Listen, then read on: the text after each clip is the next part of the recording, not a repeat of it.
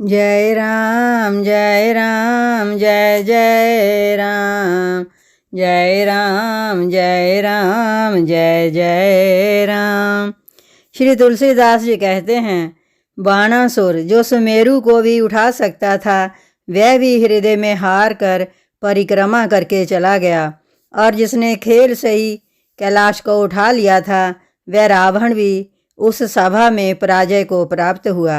हे महाराज सुनिए, वहाँ रघुवंशमणि श्री रामचंद्र जी ने बिना ही प्रयास शिवजी के धनुष को वैसे ही तोड़ डाला जैसे हाथी कमल की डंडी को तोड़ डालता है।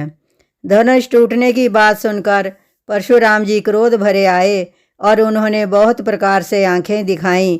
अंत में उन्होंने भी श्री रामचंद्र जी का बल देखकर उन्हें अपना धनुष दे दिया और बहुत प्रकार विनती करके वन को गमन किया। हे राजन, जैसे ही श्री रामचंद्र जी अतुलनीय बली हैं, वैसे ही तेज निधान लक्ष्मण जी भी हैं, जिनके देखने मात्र से राजा लोग ऐसे कांप उठते थे जैसे हाथी सिंह के बच्चे के ताकने से कांप उठते हैं। हे देव, आपके दोनों बालकों को देखने के बाद अब आँखों के नीचे कोई आता ही नहीं। प्रेम प्रताप और वीर रस में पगी हुई दूतों की वचन रचना सबको बहुत प्रिय लगी। सभा सहित राजा प्रेम में मगन हो गए और दूतों को निछावर देने लगे। ये नीति विरुद्ध है, ऐसा कहकर दूत अपने हाथों से कान मूंदने लगे। धर्म को विचार कर सभी ने सुख माना। तब राजा ने उठकर वशिष्ठ जी के पास जाकर उन्हें पत्रिका दी और आदरपूर्वक दूतों को बुलाकर सारी कथा गुरु जी को सुना दी। सब समाचार सुनकर और अत्यंत सुख पाकर गुरु बोले, पुण्य आत्मा पुरुष के लिए पृथ्वी सुखों से छाई हुई है। ऐसी नदियाँ समुद्र में जाती हैं, यद्यपि समुद्र को नदी की कामना नहीं होती। वैसे ही सुख और संपत्ति बिना ही बुलाए स्वाभाविक ही धर्म आत्मा पुरुष के पास जाती है। तुम जैसे गुरु ब्राह्मण गाय और देवता की सेवा करने वाले हो, वैसा ही पवित्र कौशल्या देवी भी हैं। तुम्हारे समान पुण्य आत्मा जगत में ना कोई हुआ, ना है और ना होने का ही वाला है। हे राजन, तुमसे अधिक पुण्य और किसका होगा जिसके राम श्री के पुत्र हैं और जिसके चारों बालक वीर विनम्र धर्म का व्रत धारण करने वाले और गुणों के सुंदर समुद्र हैं। तुम्हारे लिए सभी कालों में कल्याण है। अतएव डंका बजवाकर बारात सजाओ और जल्दी चलो। गुरुजी के ऐसे वचन सुनकर हे नाथ बहुत अच्छा कहकर और सिर झुका तथा दूतों को डेरा दिलवाकर राजा महल में गए। राजा ने सारे रनिवास को बुलाकर जनक जी की पत्रिका बाँचकर सुनाई। समाचार सुनकर सब रानियां हर्ष से भर गईं। राजा ने फिर दूसरी सब बातों का वर्णन किया। प्रेम में प्रफुल्लित हुई रानियां ऐसी सुशोभित हो रही हैं जैसे मोरनी बादलों की गर्ज सुनकर प्रफुल्लित होती है। बड़ी बूढ़ी स्त्रियां प्रसन्न होकर आशीर्वाद दे रही हैं। माताएं अत्यंत आनंद में मगन हैं। उस अत्यंत प्रिय पत्रिका को आपस में लेकर सब हृदय से लगाकर छाती शीतल करती हैं। राजाओं में श्रेष्ठ दशरथ जी ने श्री राम लक्ष्मण की कीर्ति और करनी का बारंबार वर्णन किया। ये सब मुनि की कृपा है, ऐसा कहकर वे बाहर चले गए। तब रानियों ने ब्राह्मणों को बुलाया और आनंद सहित उन्हें दान दिए। श्रेष्ठ ब्राह्मण आशीर्वाद देते हुए चले। तब भिक्षुकों को बुलाकर करोड़ों प्रकार की निछावरें उनको दी। चक्रवर्ती महाराज दशरथ के चारों पुत्र चिरंजीवी हों। यूँ कहते हुए वे अनेक प्रकार के सुंदर वस्त्र पहन पहन कर चले। आनंदित होकर नगाड़े वालों ने बड़े जोर से नगाड़ों पर चोट लगाई। सब लोगों ने जब समाचार पाया तब घर घर बधावे होने लगे। 14 लोकों में उत्साह भर गया कि जानकी जी और श्री रघुनाथ जी का विवाह होगा। ये शुभ समाचार पाकर लोग प्रेम मगन हो गए और रास्ते घर तथा गलियां सजाने लगे। यद्यपि अयोध्या सदा सुहावनी है, क्योंकि वह श्री राम जी की मंगलमयी पवित्र पुरी है, तथापि प्रीति पर प्रीति होने से वह सुंदर मंगल रचना से सजाई गई। ध्वजा पताका पर्दे और सुंदर चंवरों से सारा बाजार बहुत ही अनूठा छाया हुआ है। सोने के कलश, तोरण, मणियों की झालरें, हल्दी, दूब, दही, अक्षत और मालाओं से लोगों ने अपने अपने घरों को सजाकर मंगलमय बना लिया। गलियों को चतुरसम से सींचा, द्वारों पर सुंदर चौक पुराए। चंदन, केशर, कस्तूरी और कपूर से बने हुए एक सुगंधित द्रव्य को चतुरसम कहते हैं।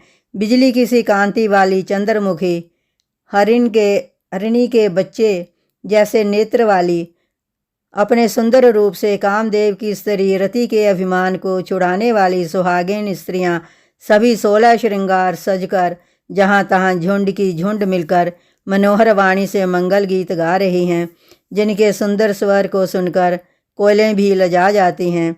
राजमहल का वर्णन कैसे किया जाए। यहाँ विश्व को विमोहित करने वाला मंडप बनाया गया है। अनेक प्रकार के मनोहर मांगलिक पदार्थ शोभित हो रहे हैं और बहुत से नगाड़े बज रहे हैं। कहीं भांट बिरुदावली का उच्चारण कर रहे हैं और कहीं ब्राह्मण वेद ध्वनि कर रहे हैं। सुंदरी स्त्रियां श्री राम जी और श्री सीता जी का नाम ले लेकर मंगल गीत गा रही हैं। उत्साह बहुत है और महल अत्यंत ही छोटा है, इससे उसमें ना समाकर मानो वह उत्साह आनंद चारों ओर उमड़ चला है। दशरथ के महल की शोभा का वर्णन कौन कवि कर सकता है, जहाँ समस्त देवताओं के शिरोमणि रामचंद्र जी ने अवतार लिया है। फिर राजा ने भरत जी को बुला लिया और कहा कि जाकर घोड़े, हाथी और रथ सजाओ, जल्दी रामचंद्र जी की बारात में चलो। ये सुनते ही दोनों भाई भरत जी और शत्रुघ्न जी आनंदवश पुलक से भर गए। भरत जी ने सब साहनी घुड़सवार के अध्यक्ष बुलाए और उन्हें घोड़ों को सजाने की आज्ञा दी। वे प्रसन्न होकर उठ दौड़े। उन्होंने रुचि के साथ यथा योग्य जीने कसकर घोड़े सजाए। रंग रंग के उत्तम घोड़े शोभित हो गए। सब घोड़े बड़े ही सुंदर और चंचल करनी के हैं। वे धरती पर ऐसे पैर रखते हैं जैसे जलते हुए लोहे पर रखते हों। अनेक जाति के घोड़े हैं जिनका वर्णन नहीं हो सकता। ऐसी तेज चाल के हैं मानो हवा का निरादर करके उड़ना चाहते हैं। उन सब घोड़ों पर भरत जी के समान अवस्था वाले सब छैल छबीले राजकुमार सवार हुए। वे सभी सुंदर हैं और सब आभूषण धारण किए हुए हैं। उनके हाथों में बाण और धनुष हैं तथा कमर में भारी तरकश बंधे हैं। सभी चुने हुए छबीले छैल शूरवीर, चतुर और नवयुवक हैं। प्रत्येक सवार के साथ 2 पैदल सिपाही हैं जो तलवार चलाने की कला में बड़े निपुण हैं। शूरता का बाना धारण किए हुए रणधीर वीर सब निकलकर नगर के बाहर आ खड़े हुए। वे चतुर अपने घोड़ों को तरह तरह की चालों से फेर रहे हैं और भेरी तथा नगाड़े की आवाज़ सुन सुनकर प्रसन्न हो रहे हैं। सारथियों ने ध्वजा, पताका, मणि और आभूषणों को लगाकर रथों को बहुत विलक्षण बना दिया है। उनमें सुंदर चंवर लगे हैं और घंटियां सुंदर शब्द कर रही हैं। वे रथ इतने सुंदर हैं मानो सूर्य के रथ के शोभा की को भी छीन लेते हैं। अगणित श्याम करण घोड़े हैं। उनकी सारथियों ने उन रथों में जोत दिया है जो सभी देखने में सुंदर और गहनों से सजाए हुए सुशोभित हैं और जिन्हें देखकर मुनियों के मन भी मोहित हो जाते हैं। जो जल पर भी ज़मीन की तरह ही चलते हैं। वेग की अधिकता से उनकी टाप पानी में नहीं डूबती। अस्त्र शस्त्र और सब साज सजाकर सारथियों ने रथियों को बुला लिया। रथों पर चढ़ चढ़ कर बारात नगर के बाहर जुटने लगी। जो जिस काम के लिए जाता है सभी को सुंदर शकुन होते हैं।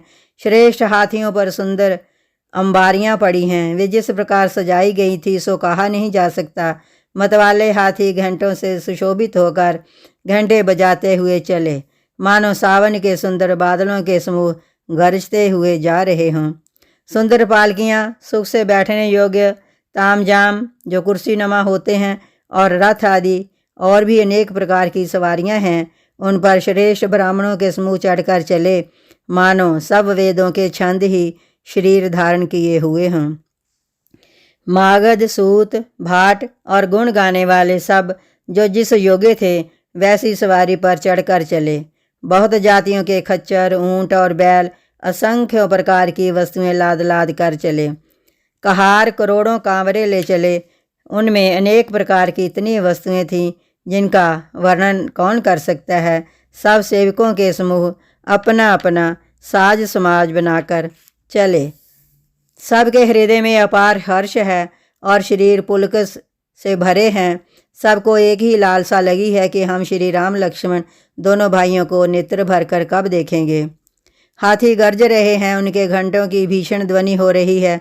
चारों ओर रथों की घरघराहट और घोड़ों की हिनहिनाहट हो रही है। बादलों का निरादर करते हुए नगाड़े घोर शब्द कर रहे हैं। किसी को अपनी पराई कोई बात कानों से सुनाई नहीं देती है। राजा दशरथ के दरवाजे पर इतनी भारी भीड़ हो रही है कि वहाँ पत्थर फेंका जाए तो वह भी पिसकर धूल हो जाए। अटारियों पर चढ़ी स्त्रियां मंगल थालों में आरती लिए देख रही हैं। औरतें नाना प्रकार के मनोहर गीत गा रही हैं। उनके अत्यंत आनंद का बखान नहीं हो सकता। तब सुमंतर जी ने 2 रथ सजाकर उनमें सूर्य के घोड़ों को भी मात करने वाले घोड़े जोते। दोनों सुंदर रथ वे राजा दशरथ के पास ले आए, जिनकी सुंदरता का वर्णन सरस्वती से भी नहीं हो सकता।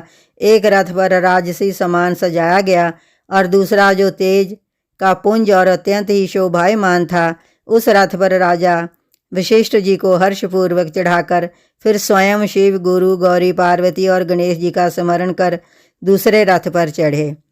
वशिष्ठ जी के साथ जाते हुए राजा दशरथ जी कैसे शोभित हो रहे हैं, जैसे देवगुरु बृहस्पति जी के साथ इंद्र हों। वेद की विधि से और कुल की रीति के अनुसार सब कार्य करके तथा सबको सब प्रकार से सजे देखकर श्री रामचंद्र जी का स्मरण करके गुरु की आज्ञा पाकर पृथ्वीपति दशरथ जी शंख बजाकर चले। बारात देखकर देवता हर्षित हुए और सुंदर मंगलदायक फूलों की वर्षा करने लगे। बड़ा शोर मच गया। घोड़े और हाथी गरजने लगे। आकाश और बारात में बाजे बजने लगे। देवांगनाएं और मनुष्यों की स्त्रियां सुंदर मंगल गान करने लगीं और रसीले राग से शहनाइयाँ बजने लगीं। घंटे घंटियों की ध्वनि का वर्णन नहीं हो सकता। पैदल चलने वाले सेवकगण अथवा पट्टेबाज कसरत के खेल कर रहे हैं और फहरा रहे हैं। हंसी करने में निपुण और सुंदर गाने में चतुर विदूषक तरह तरह के तमाशे कर रहे हैं। सुंदर राजकुमार मृदंग और नगाड़े के शब्द सुनकर घोड़ों को उन्हीं के अनुसार इस प्रकार नचा रहे हैं कि वे ताल के बंधन में जरा भी डिगते नहीं हैं। चतुर नट चकित होकर ये देख रहे हैं। बारात ऐसी बनी है कि उसका वर्णन करते नहीं बनता। सुंदर शुभदायक शकुन हो रहे हैं। नीलकंठ पक्षी बाईं ओर चारा ले रहा है, मानो संपूर्ण मंगलों की सूचना दे रहा हो। दाहिनी ओर कौआ सुंदर खेत में शोभा पा रहा है। नेवले का दर्शन भी सब किसी ने पाया। तीनों प्रकार की शीतल मंद सुगंध हवा अनुकूल दिशा में चल रही है। स्वागनी श्रेष्ठ स्त्रियां भरे हुए घड़े और गोद में बालक लिए आ रही हैं। लोमड़ी फिर फिर कर दिखाई दे जाती है। गायें सामने खड़ी बछड़ों को दूध पिलाती हैं।